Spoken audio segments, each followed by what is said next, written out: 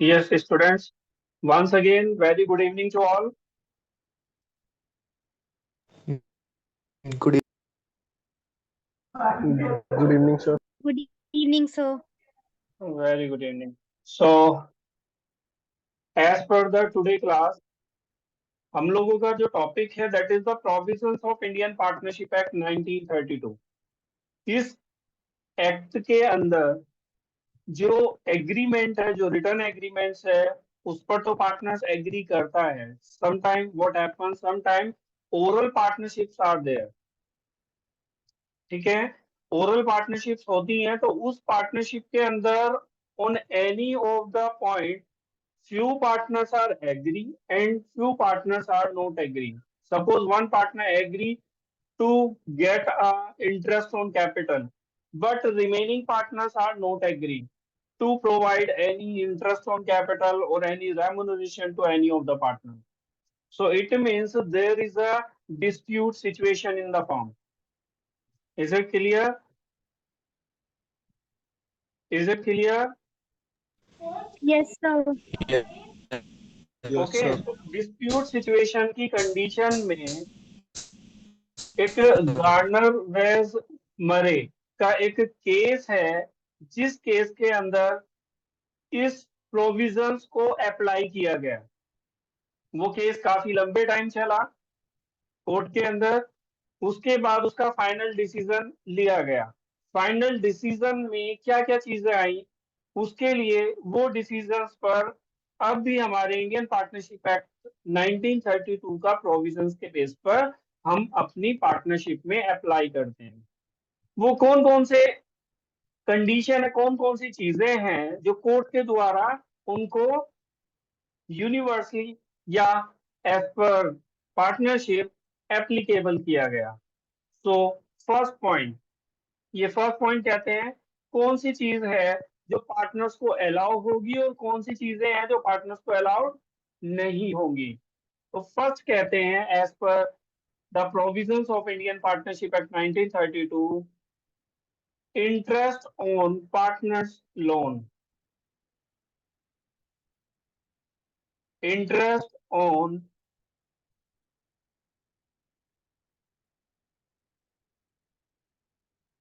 partners loan, interest on partners loan will be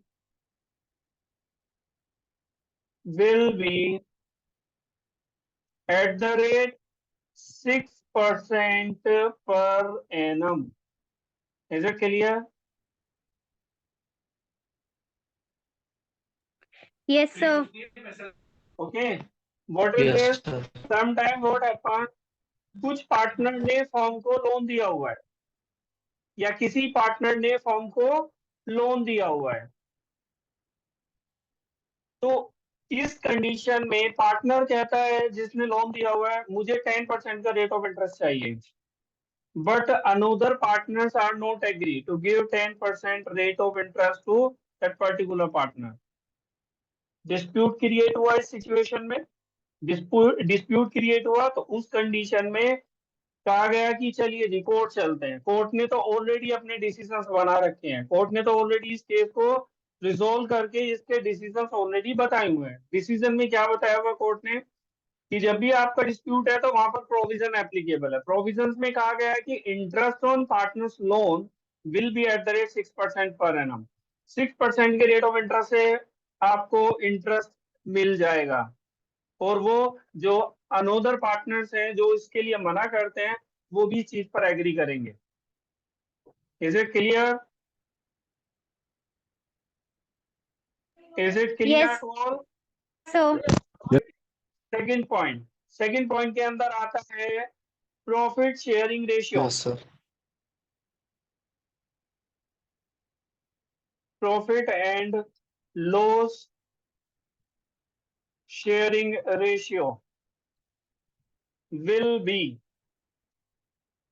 what the ratio will be there? Dispute हुआ, एक partner कहता है मैंने Sir, तो ज्यादा काम equally. किया है फर्म के। Very good.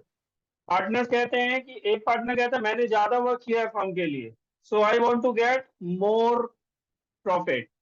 but another partner say not allowed, it means ज्यादा प्रॉफिट नहीं मिलेगा, या तो उस रेशियो में डिस्ट्रीब्यूट करें जिस रेशियो पर उनका एग्रीमेंट हुआ है, या फिर कोर्ट में चलते हैं। जब कोर्ट में चलेंगे तो फाइनली प्रोविजंस फिर अप्लाई होगा। जो प्रोविजंस क्या कहता है, profit and loss sharing ratio will be equal to all partners. Any doubt? Any No, doubt? No, sir. ये दोनों पॉइंट ऐसे हैं जिनसे आपके क्वेश्चंस भी बने हुए हैं बोर्ड के अंदर 1 मार्क्स में। ओके, ये इसके अंदर आपके बोर्ड में क्वेश्चंस भी बने हुए हैं। इस पॉइंट को मैं बोल्ड कर देता हूं ताकि आप लोगों को ये क्लियरली दिखाई दे। आगे कहते हैं कि 3 पार्टनर्स आर देयर, उनके बीच में फिर एक पार्टनर ज्यादा काम करता है फर्म के लिए, so he is asking the salary. वो पार्टनर फर्म से सैलरी मांगता है कि मैं सैलरी लेना चाहता हूँ, मुझे 10,000 रुपए या 15,000 रुपए या 20,000 रुपए पर मंथ की सैलरी अलाउ की जाए। जब अनोदर पार्टनर से salary will not be allowed, we are not agree with this, तो क्या उनको उस पार्टनर को सैलरी मिलेगी?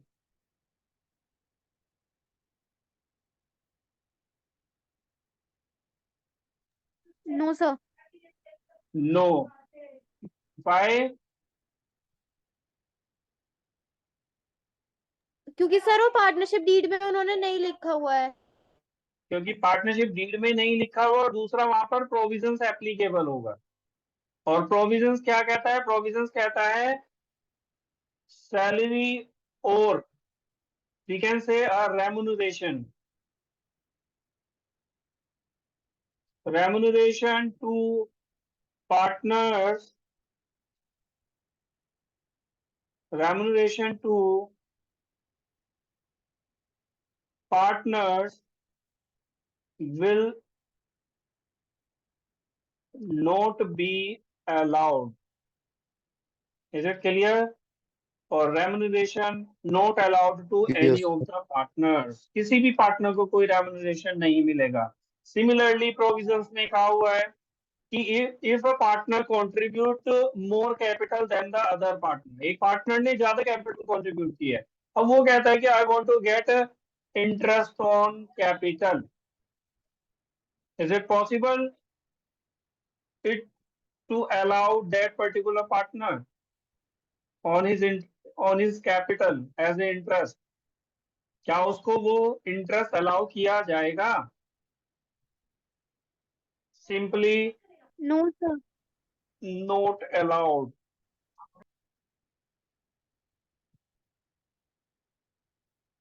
Interest on partners capital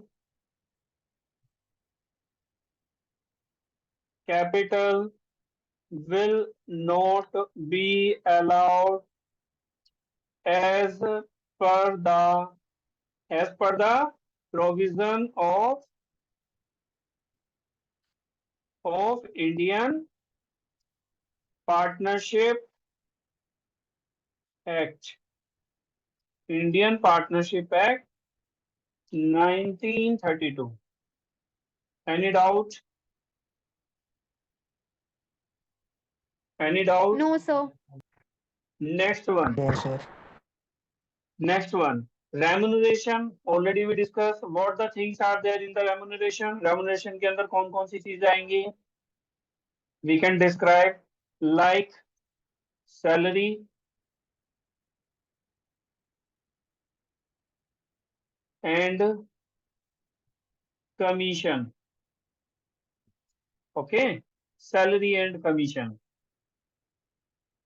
Next point, interest on drawing. Is there any possibility to charge from partners interest on their drawings? It means एक partner है तो उसने अपने पर्सनल यूज के लिए कुछ amount as a drawing withdrawal किया form से। Is it clear? Is it clear? Yes, sir. Yes, sir. एक पार्टनर यस सर। फॉर्म से ड्राइंग के रूप में कुछ पर्सनल अमाउंट विड्रॉल कर लेता है फॉर पर्सनल यूज। अब जो बाकी पार्टनर्स हैं they said they want to charge interest on that drawing, वो उससे इंटरेस्ट चार्ज करना चाहते हैं। क्या प्रोविजंस के बेसिस पर वो इंटरेस्ट ले सकते हैं?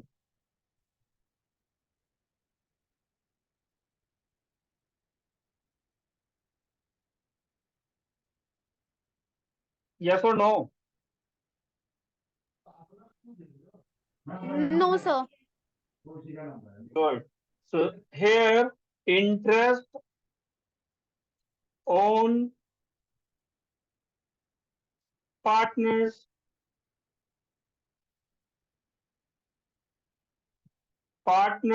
drawing.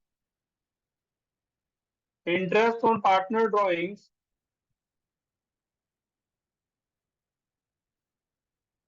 will not be charged.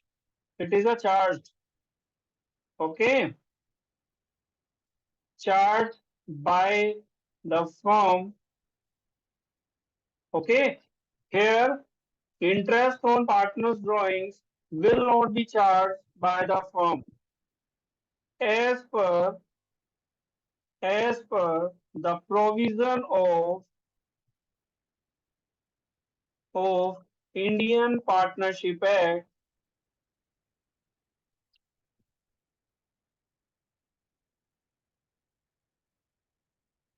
Partnership Act 1932. Any doubts? Any No, doubts sir. to anyone? Okay, so here कोई भी पार्टनर से इंटरेस्ट चार्ज नहीं किया जाएगा उसके ड्राइंग्स पर। कुछ चीजें हैं ऊपर में हर बार यहाँ पर अलाउड लिख रहा हूं। Here you can see another one is there. Here allowed you can see. Okay, allowed word is there now. This one यहाँ पर ये allowed है। Yes, sir. इसको मैं अंडरलाइन कर देता हूँ। इसका अपना एक मीनिंग है allowed, ये भी एक allowed लिखा हुआ है। But when the interest on drawing is there, so at that time we are saying it is a charge. What is the difference in between? क्या डिफरेंस है इसके अंदर allowed and charge के अंदर? Anybody can explain this thing?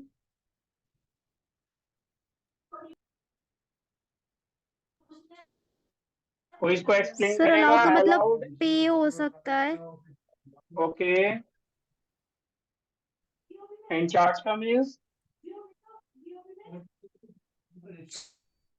Charge हम कह सकते हैं कि अगर हम चार्ज कर रहे हैं, हम ले रहे हैं उससे कुछ। बिल्कुल करेक्ट है। यहाँ पर हम लोगों को जो प्रोविजंस है, ये प्रोविजंस है behalf of the firm. It means we are taking all these provisions in the books of the firm. यहाँ पर जो फर्म की बुक्स हैं उनके बेसिस पर हम इसको लिख रहे हैं, इन सभी पॉइंट्स को। तो इन पॉइंट्स को जब हम लिखेंगे तो यहाँ पर सिंपल वन पार्टनर्स के रिगार्डिंग ए डिस्प्यूट, किसी भी पार्टनर को हम अलाउ करेंगे तो it means we will pay. यहाँ पर जो अलाउ लिखा हुआ है, इस अलाउ का मीन्स आता है पे।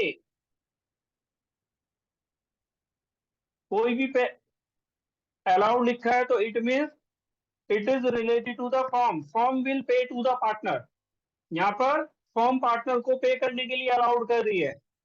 वैसे ही यहाँ पर पार्टनर्स को इंटरेस्ट ऑन कैपिटल रिसीव होता है, तो that means it is the expenses of the firm. जब ये फर्म का एक्सपेंसेस है तो फर्म क्या करेगी, उस एक्सपेंस को पे करने के लिए अलाउ करेगी या नहीं करेगी। It is clear? But when we talking about the charge, तो चार्ज वाली सिचुएशन में फर्म रिसीव करने वाली सिचुएशन में है, तो यहाँ पर रिसीव करेगी फर्म। तो जब फर्म रिसीव करेगी तो it means it will charge from partner. यहाँ पर पार्टनर से वो चार्ज कर रही है क्या चीज? Interest on drawing. जो भी फर्म ने ड्राइंग अलाउ की है पार्टनर को, जो भी दिए हुए हैं उन ड्राइंग्स पर इंटरेस्ट रिसीव करेगी फर्म। तो यहाँ पर इन वर्ड्स का अपना एक मीनिंग है। Okay, next one, if two partners are agree, दो पार्टनर एग्री हैं और एक पार्टनर कहता है कि किसी डी पार्टनर को वो एडमिट करने के लिए। ओके, ए और B, two partners are there, those who are agree to admit the D partner, but C say no, I don't want to admit any of the partner, I am not agree for that, कि मैं किसी भी और partner को admit करने के लिए agree नहीं हूं। क्या उस सिचुएशन में किसी पार्टनर को फर्म के अंदर एडमिट किया जा सकता है?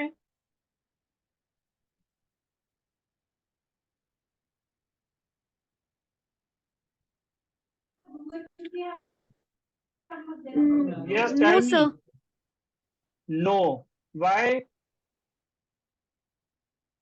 क्योंकि sir according to provision of Indian Partnership Act सभी मेंबर्स का एग्री होना जरूरी है जब तक हम पार्टनरशिप डीड में नहीं लिखेंगे।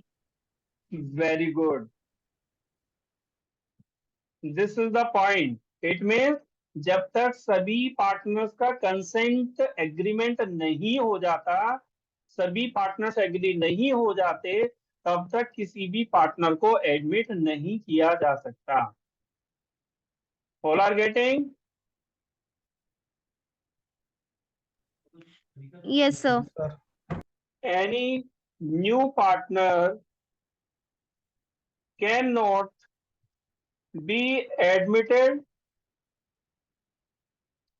into the partnership. Any new partner cannot be admitted into the partnership until all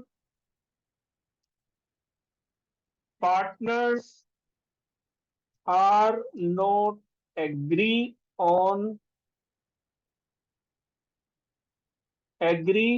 to admit that partner. Any doubt? Any doubt to anyone? No, sir. Okay, यहाँ पर हम लोगों को ये इंपॉर्टेंट पॉइंट पर अंडरलाइन कर लेना है, ये इंपॉर्टेंट है। कैन नॉट एडमिटेड कब तक? जब तक सभी पार्टनर्स उस पर एग्री ना हो जाएं। Without agreement of all the partner, any of the person और partner can not be admitted into the partnership firm. It is clear? ये प्रोविजंस है जिन प्रोविजंस के Yes, बेसिस sir. पर इट मींस फर्म के अंदर डिस्प्यूट है, तो ये 6 प्रोविजंस हैं जिनका हमें ध्यान में रखना है। तो सबसे पहले केवल मेन 2 प्रोविजंस है जिनको हमें ध्यान रखना है। इट मींस केवल 2 प्रोविजंस है जिनको हम अलाउड करेंगे, बाकी और कोई चीज इसके अंदर अलाउड नहीं होगी। In the situation of dispute if there in the partnership firm, वहां पर पार्टनरशिप ओरल हुई है, वहां पर एग्रीमेंट हुआ है ओरल, बट लेकिन जब वहां पर प्रॉफिट डिस्ट्रीब्यूशन ये सब चीजें अलाउड करने से रिलेटेड जब ईयर का एंड होता है, तो कुछ पार्टनर कुछ चीजों पर एग्री करते हैं और कुछ एग्री नहीं करते हैं। ओके, ओरल पार्टनरशिप हुई है लेकिन उसके बाद भी उसके अंदर डिस्प्यूट क्रिएट होता है, तो एट द डिस्प्यूट सिचुएशन ये चीज प्रोविजंस एप्लीकेबल हो जाता है। तो जब ये प्रोविजंस एप्लीकेबल होता है तो उसमें ये चीजें फिक्स की गई है। फर्स्ट कहता है कि अगर किसी पार्टनर ने फर्म को लोन दिया है तो उस पर 6% का रेट ऑफ इंटरेस्ट लेगा। दूसरा, कुछ पार्टनर ज्यादा प्रॉफिट मांगेंगे तो नॉट अलाउड किया जाएगा, सभी को इक्वल प्रॉफिट मिलेगा।